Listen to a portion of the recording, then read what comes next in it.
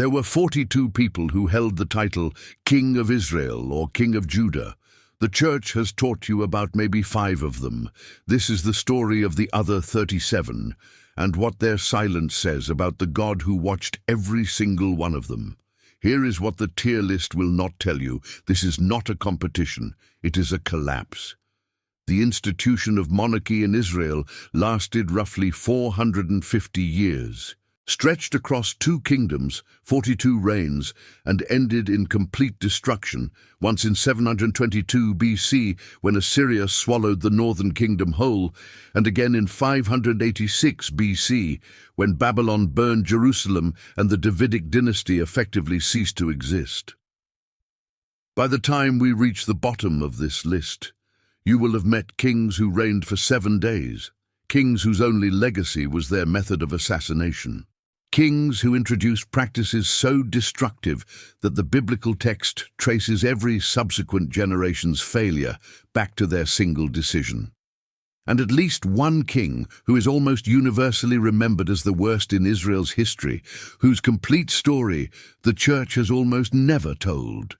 We are going to rank all of them, from the ones the Bible calls faithful to the ones the text mentions in a single sentence before moving on. But before we begin, we need to understand what the word king actually meant in the language these men wore like a crown. The Hebrew word is melech, mem, lamed, kaf. And if you have spent any time in the Old Testament, you have encountered its shadow, because melech shares a Semitic root with the name Molech, the deity to whom children were burned alive in the valley of Ben Hinnom. The god of Ammon, whose worship Israel was explicitly forbidden from practicing, and whose altars Israel kept rebuilding anyway, the same consonantal root, king and child-consuming idol. That is not an etymological accident buried in a lexicon. That is a warning stitched into the language itself. The institution of human kingship in Israel was always one decision away from becoming an engine of sacrificial destruction. And the history of 42 kings proves that warning justified. We begin at the top, S tier, the faithful. If you have read one king of Israel's story with any depth, it is probably this one, and it is probably incomplete. Josiah became king of Judah at age 8 years old. His father Amon had been assassinated by his own servants after a 2-year reign. And before Amon, his grandfather Manasseh had spent 55 years dismantling every reform that Hezekiah, the great-grandfather, had built.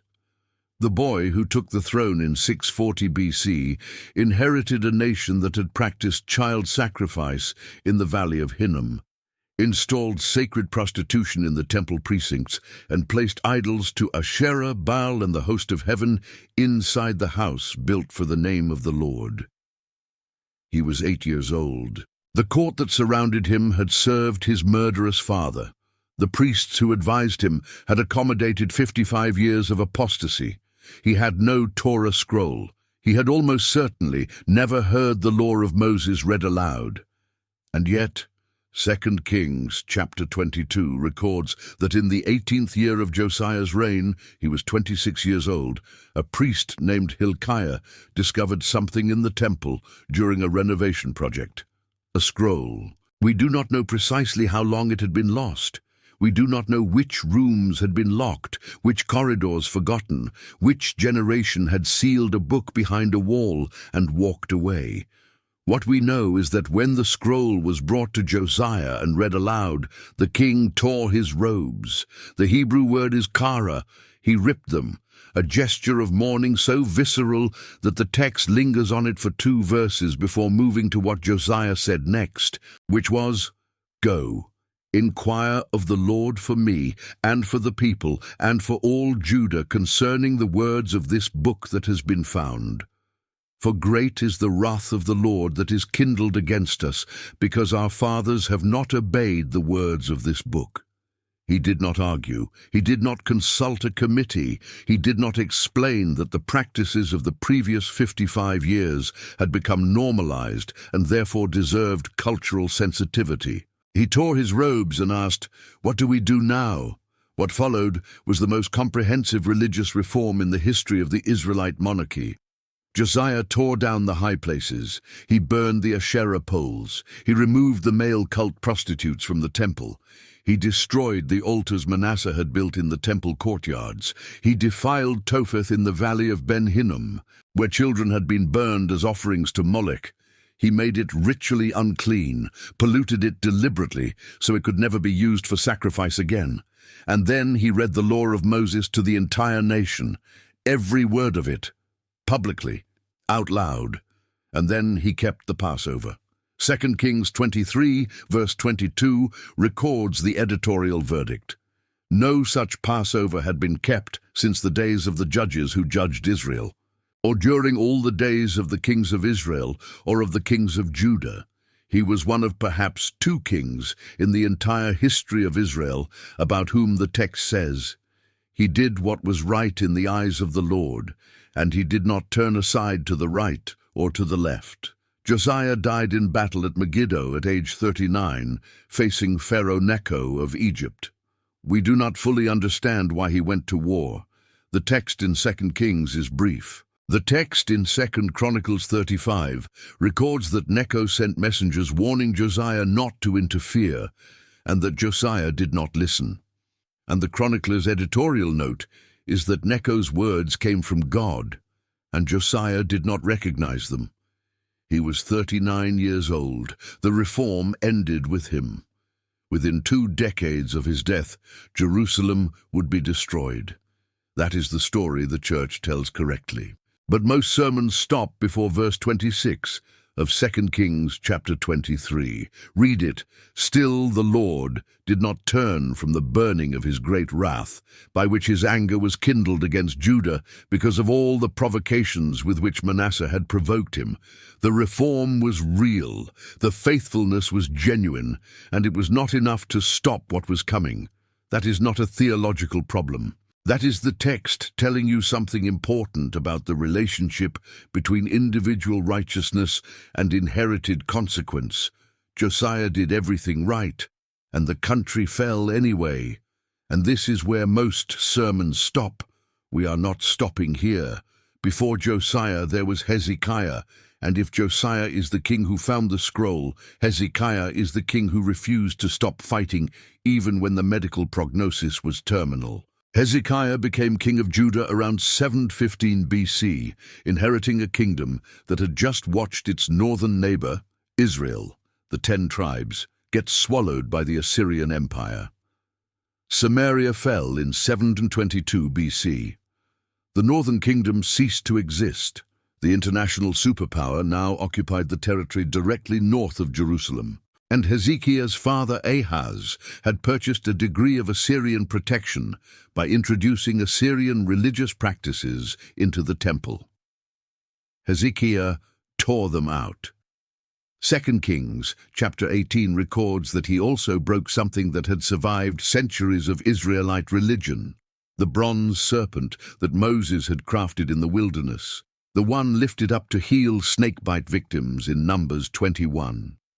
By Hezekiah's time, the people had been burning incense to it.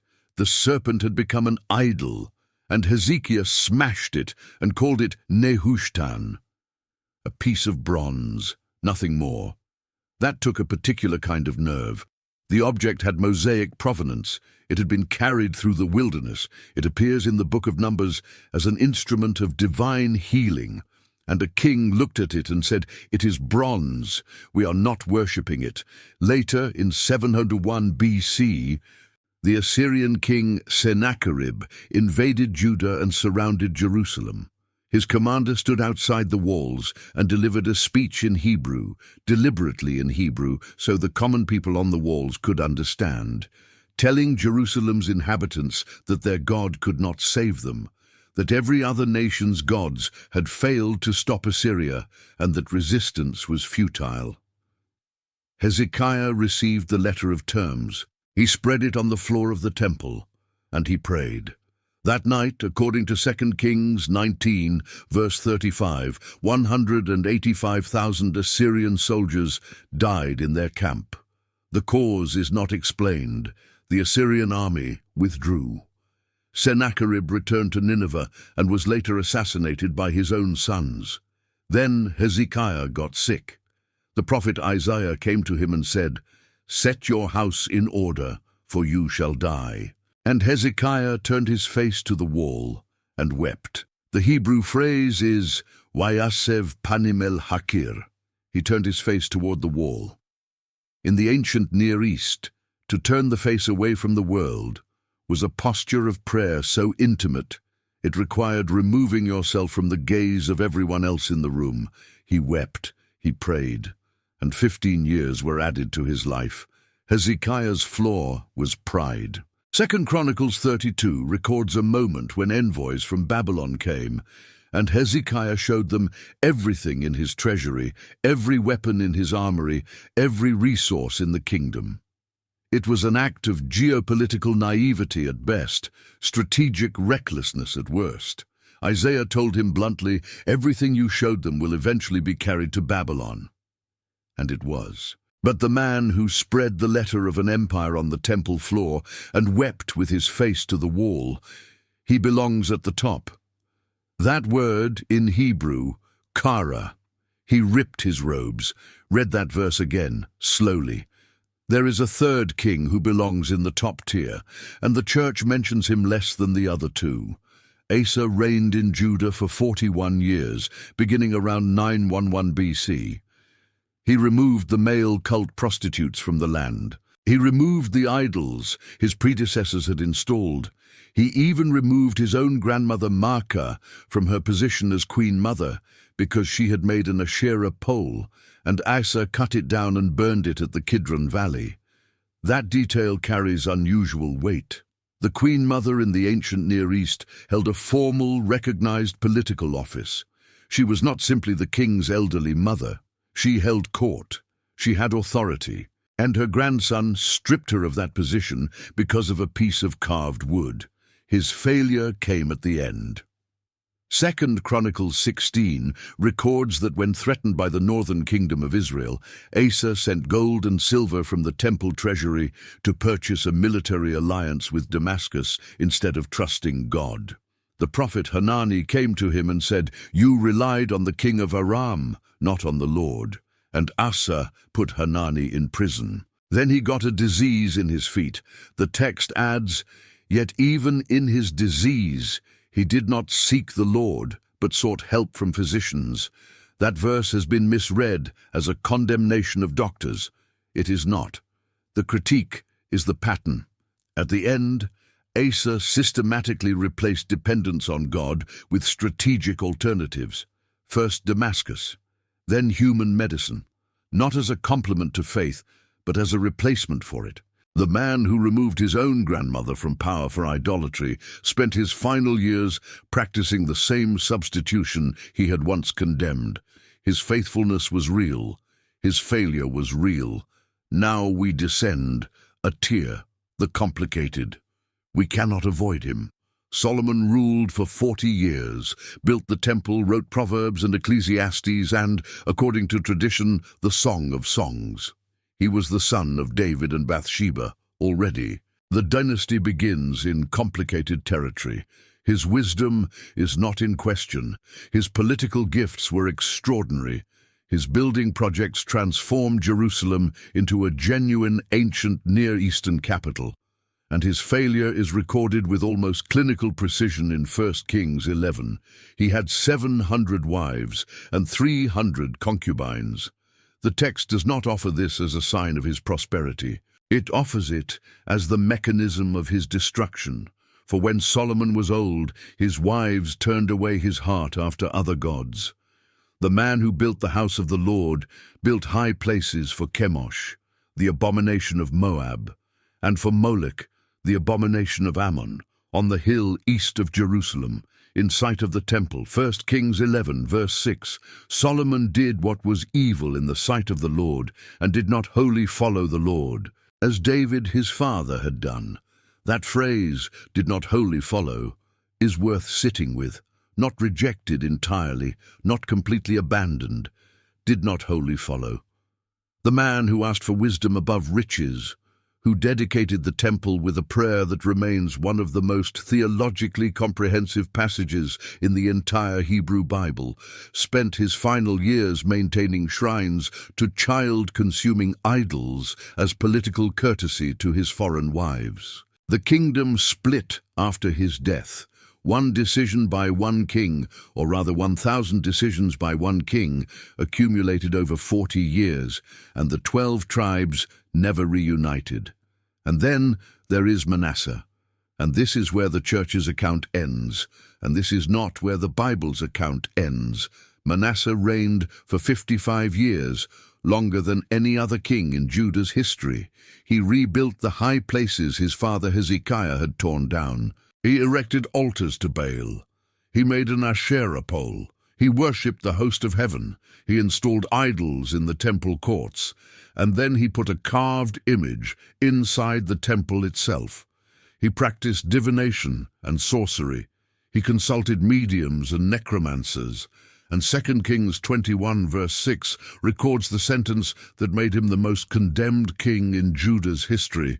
He burned his son as an offering.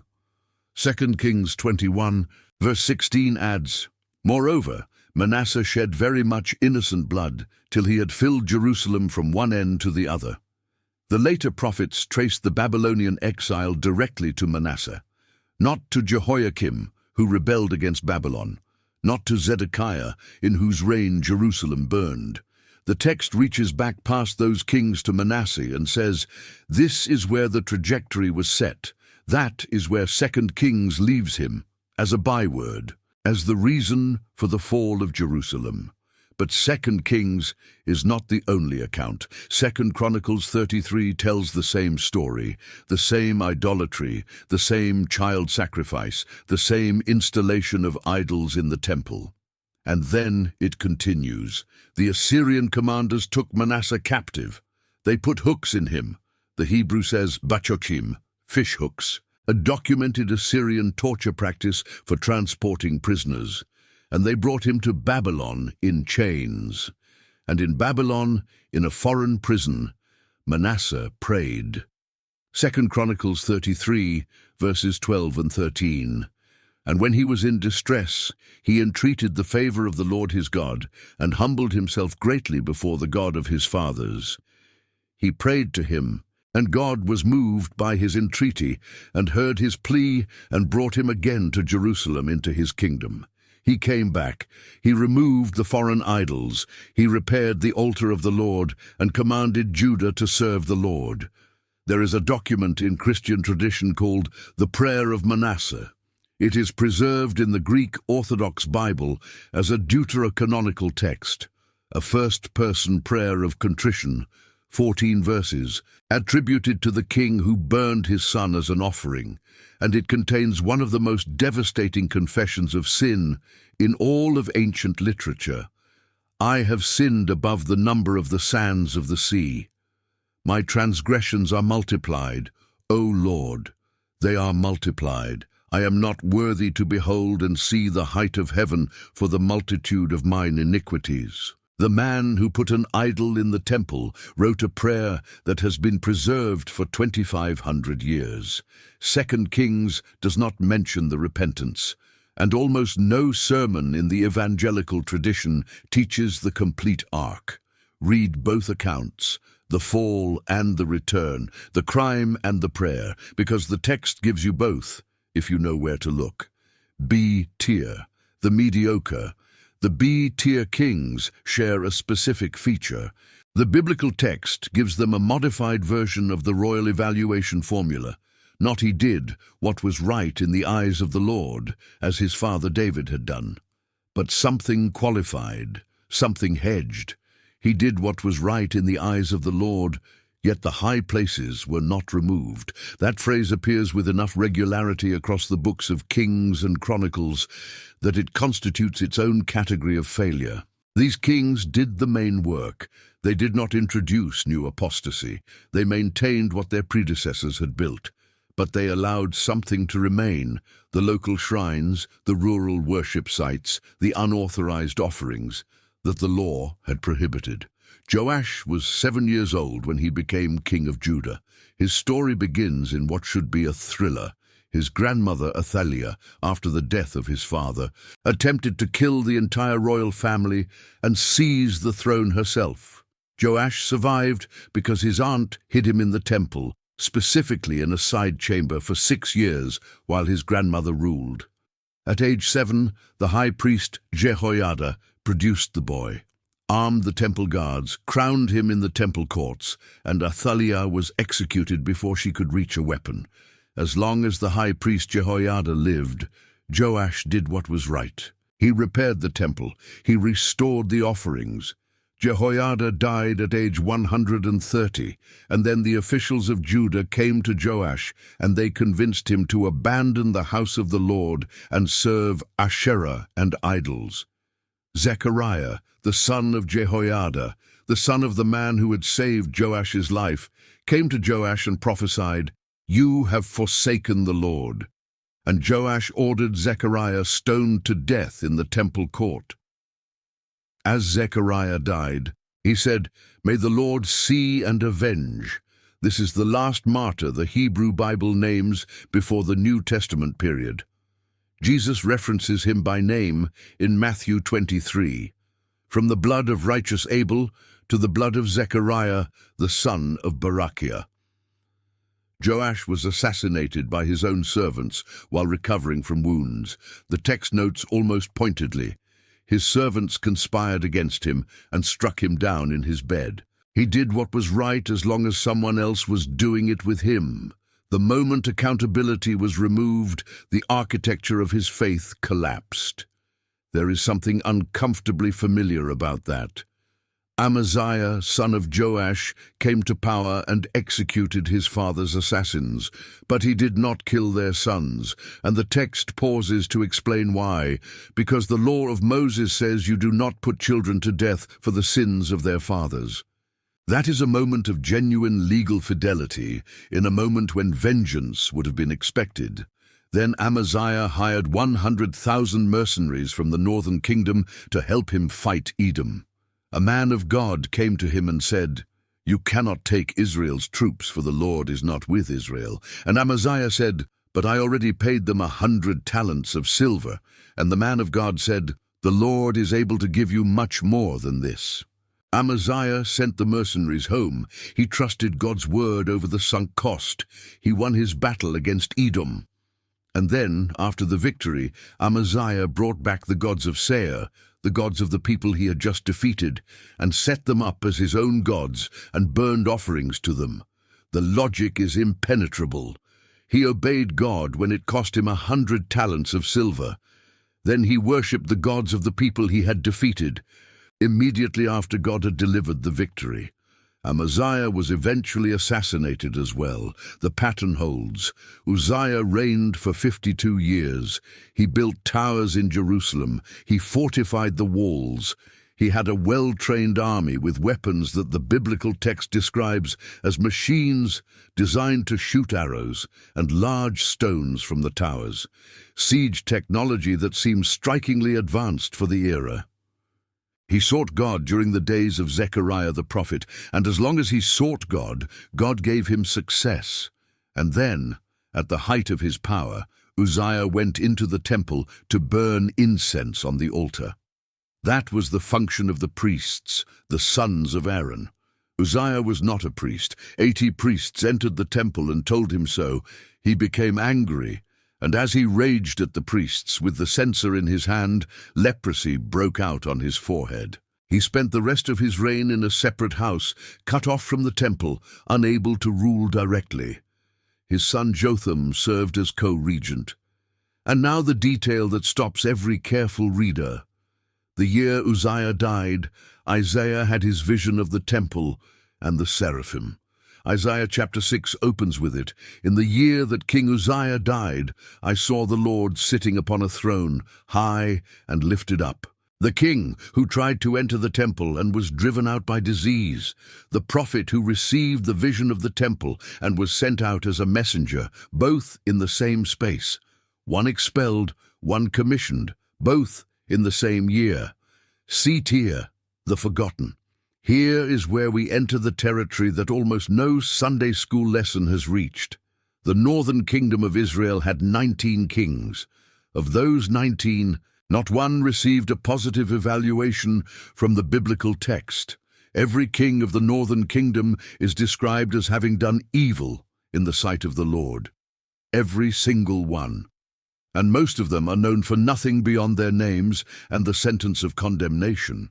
But here is what nobody talks about. The pattern of their deaths tells a story the text never explicitly states. Nadab, son of Jeroboam I, reigned 2 years. Assassinated by Baasha during a military campaign at Gibbethon. Elah, son of Baasha, reigned 2 years. Assassinated by Zimri while drunk in his servant's house. Ahaziah, son of Ahab, fell through a lattice in his upper room, sent messengers to inquire of Baal-zebub whether he would recover. Elijah intercepted the messengers. He did not recover. Reigned 2 years. Joram of Israel, son of Ahab, wounded in battle, retreated to Jezreel to recover. Assassinated by Jehu. Shallum assassinated Zechariah after 1 month of reign. Shallum himself reigned 1 month before being assassinated by Menahem.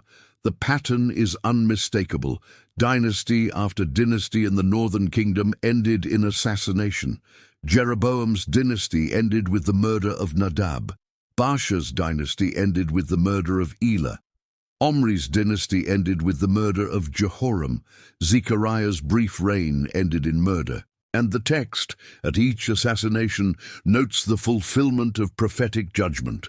The northern kingdom was not simply a succession of bad kings, it was a political structure that made violence the primary mechanism of succession. The prophets won. They always win in the long run.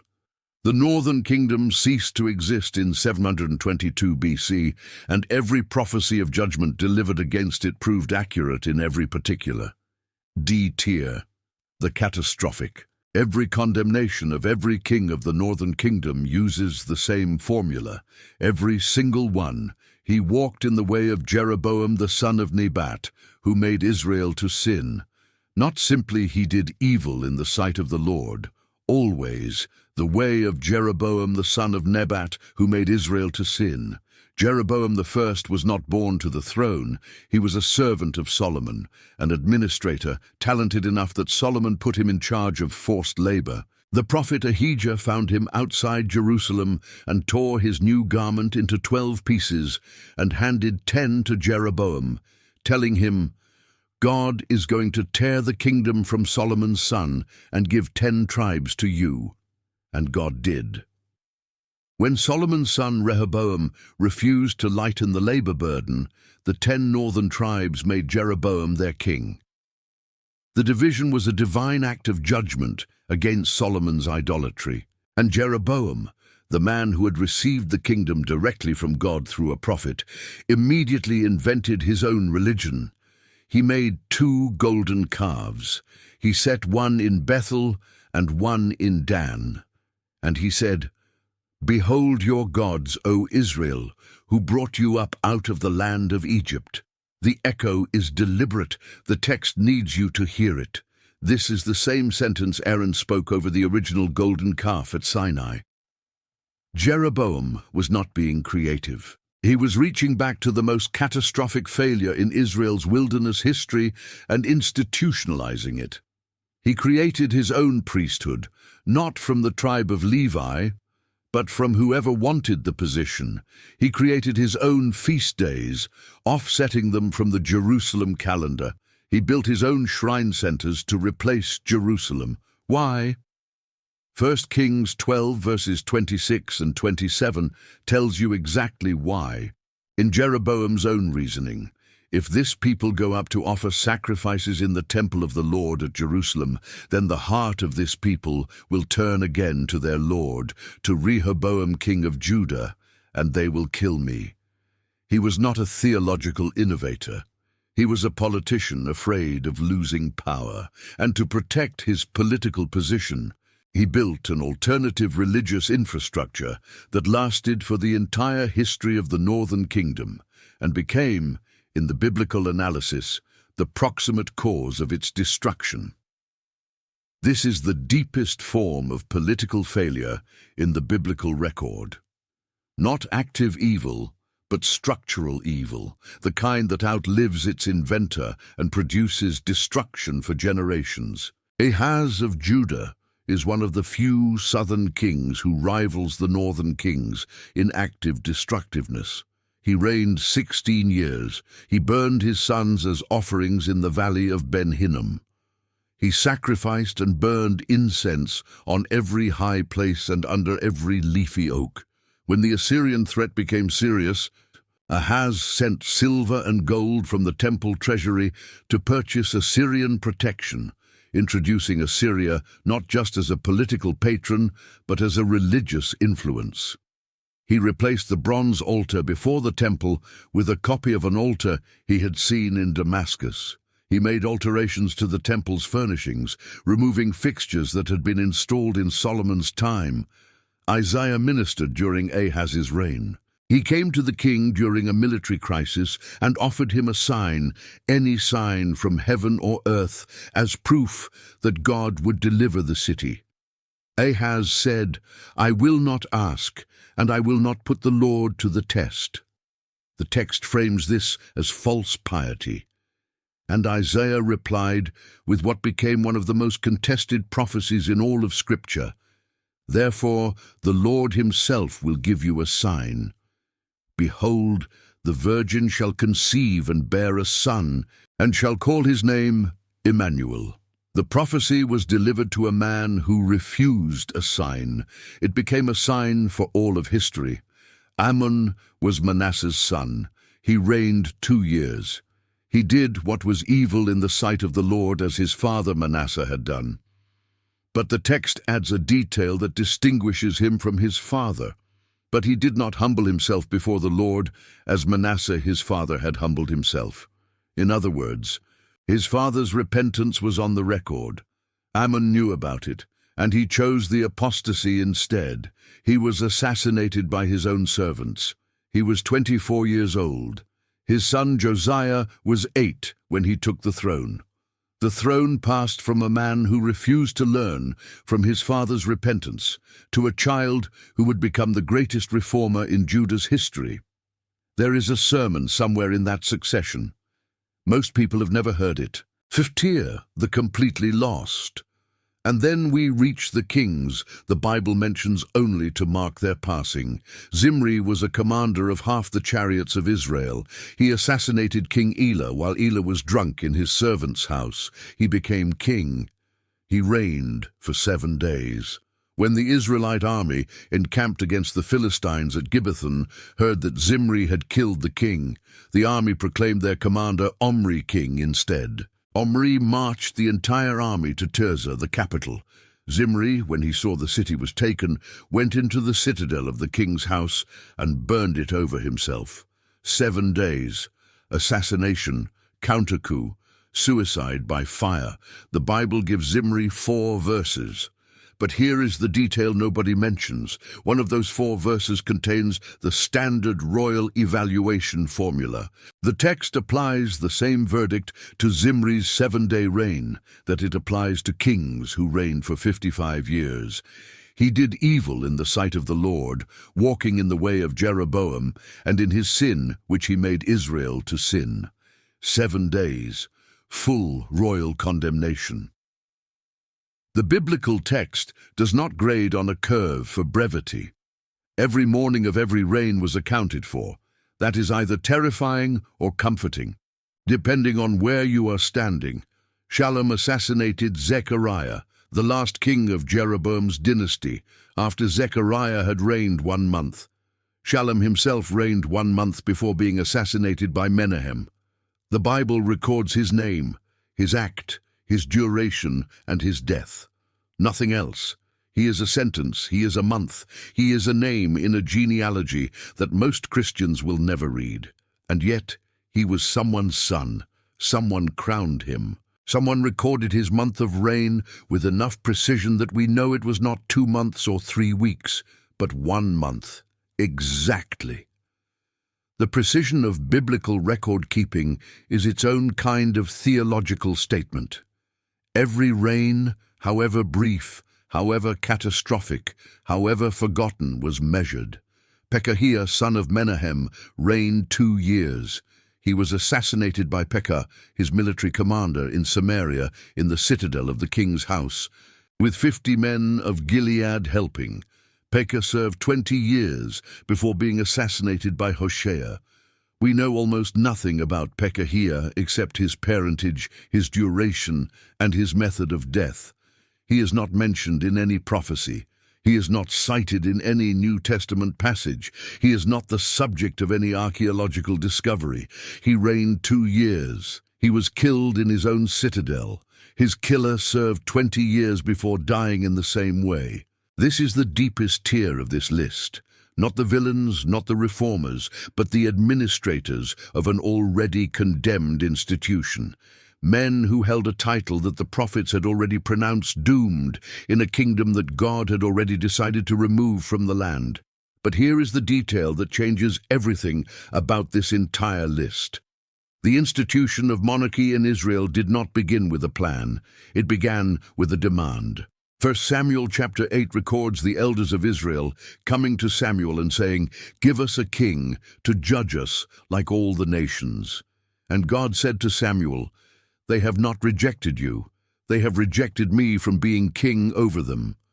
The 42 kings, from Saul to Zedekiah, from the coronation that God himself characterized as rejection to the exile that ended the dynasty, were never the design. They were the accommodation. God gave Israel what Israel demanded, and then watched and recorded every 7-day reign and every 55-year reign, every assassination and every reform, every child burned in Topheth and every scroll found in the temple, every king who tore his robes and every king who refused to ask for a sign, every prayer said with a face to the wall and every prayer preserved in chains in a Babylonian prison. The prayer of Manasseh survives in the Greek Orthodox canon, a prayer attributed to the king who burned his son as an offering, preserved in manuscript for 2,500 years, never preached in most evangelical churches, available to anyone who looks for it. That is the image that closes this list. Not the triumphant king on the throne, not the reformer tearing down the high places, but a man in Babylonian chains, his face to the floor, praying, "I have sinned above the number of the sands of the sea. My transgressions are multiplied, O Lord, they are multiplied. I am not worthy to behold and see the height of heaven for the multitude of mine iniquities." There is a detail in 2 Kings that appears in the very last chapter, almost as an afterthought, almost as if the editor did not want you to miss it. The year is 561 BC. The Jerusalem dynasty has been in exile in Babylon for 25 years. The temple is rubble. The Davidic line is broken. The 42 kings are history. And then evil Merodach, the new king of Babylon, releases Jehoiakim, the exiled king of Judah, from prison. He gives him a seat at the royal table. He gives him an allowance. Every day, for the rest of Jehoiakim's life, the king of Babylon provided for the exiled king of Judah. The book of Kings ends there. Not with the fall of Jerusalem, not with the fire that consumed the temple, with a table, with an allowance, with a king in exile who was not forgotten. 42 kings. The church gave you 5. This video gave you a few more. That is everything the Bible tells us about the kings of Israel. 42 entries, 450 years. And somewhere at the end of the list, an exiled king eating at a foreign table, still alive, still named, still remembered. That is everything, and somehow that is enough. If this opened something up for you, share it with someone who needs it, and subscribe. We will be here, digging in the territory the church forgot to map.